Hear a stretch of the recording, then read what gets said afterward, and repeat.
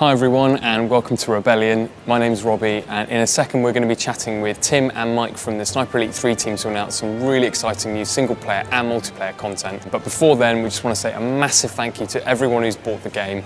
You've helped us get to #1 in the UK and loads of charts across the world, and it's just been such an exciting month for the studio, reading everyone's comments, reading all the reviews and seeing what you thought of the game. But let's have a quick sneak peek now at some really cool stuff that we've been working on since launch.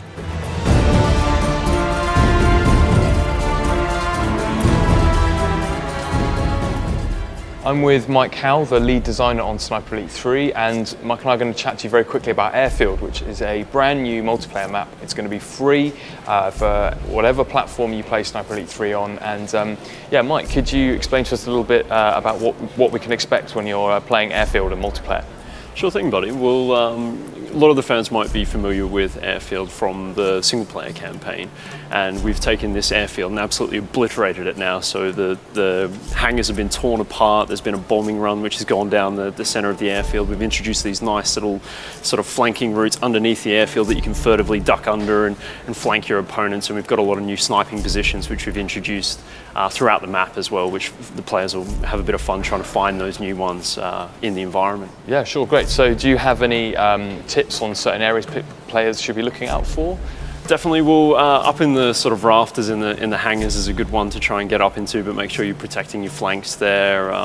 We've got a lot of nice soft cover around the edge of the map, so players who are getting down and dirty with the ghillie suit will enjoy using some of the brush and foliage to snipe players from up in the hills and see how the tactics go there. Okay, great. Well, something we haven't talked about is actually this is only the first of a set of new free multiplayer maps that will be coming out across the summer. Could you give the Sniper fans a kind of a quick preview of what they can expect, what's coming up? Sure. Well, we've got a very sort of interesting, unique tropical map, which has a lot of dense foliage, a couple secret spots around the external perimeter as well. We've got a high altitude map, which is actually kind of 3 spires, and they're separated with the sort of like old ruined sort of dry riverbed and lots of tank carcasses and that sort of thing. And you know, it's really sort of interesting dynamic. We've been playing that with the studio up north, and the final one's kind of just a ruinous sort of battlefield with a bit of a seascape around the outside of it. But again, you know, there's lots of great vantage points for the player to take advantage of there as well. Great, sounds like a lot of fun. Brilliant, thanks Mike. Moving on to single player, we've had a dedicated team of designers working on some brand new single player content for you. It's a 3-part mission series called Save Churchill, and here's Head of Creative Tim Jones to tell you a little bit more about it. Well, Save Churchill is a set of 3 new single-player downloadable content missions that form a little mini-campaign in which you're playing as Carl Fairbairn, trying to thwart a German plot to assassinate Winston Churchill himself in the run-up to the famous Casablanca conference. Well, we've got some really exciting stuff over the 3 levels. The first is actually a return to the popular Seaware Oasis mission, but this time it's at night.